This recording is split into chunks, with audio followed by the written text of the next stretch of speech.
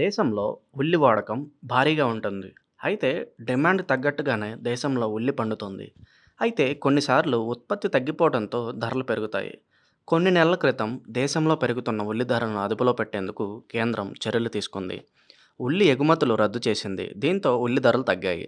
అయితే రైతులకు గిట్టుబాటు ధర లేక తీవ్ర ఇబ్బందులు పడుతున్నారు. హోల్‌సేల్‌లో కిలో ఉల్లిగడ్డ రూ. 20 పలుకుతుంది. అంటే రైతుల నుంచి కిలో రూ. 10 నుంచి 20 మధ్య కొనుగోలు చేస్తున్నారు.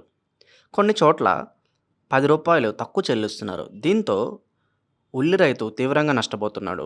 ఎగుమతులకు అవకాశం ఇవ్వాలని కోరుతున్నాడు. ముఖ్యంగా ఉల్లిని అధికంగా పండించే మహారాష్ట్ర రైతులు ఉల్లి ఎగుమతులకు అనుమతి ఇవ్వాలని డిమాండ్ చేస్తున్నారు. ఇందుకోసం పోరాటాలు కూడా చేశారు. దీంతో దిగివచ్చిన కేంద్రం ఉల్లి ఎగుమతులపై నిషేధం ఉన్నప్పటికీ మహారాష్ట్ర నుంచి 99,500 టన్నుల ఉల్లిపాయలను 6 పొరుగు దేశాలకు ఎగుమతి చేసేందుకు శనివారం ఓకే చెప్పింది. భారత్ డిసెంబర్ 8, 2023న ఉల్లిపాయల ఎగుమతిపై నిషేధం విధించింది. తాజాగా మహారాష్ట్ర నుంచి Bangladesh, UAE, Bhutan, Bahrain, Mauritius, Sri Lanka దేశాలకు 99,150 టన్నుల ఉల్లిపాయలను ఎగుమతి చేయడానికి ప్రభుత్వం అనుమతి ఇచ్చింది. ఇప్పుడు కొత్త పంట సమయం కాబట్టి ఎగుమతులకు అనుమతి ఇచ్చినట్లు తెలుస్తోంది. ఈసారి ఉత్పత్తి తగ్గే అవకాశం ఉందని చెప్తున్నారు.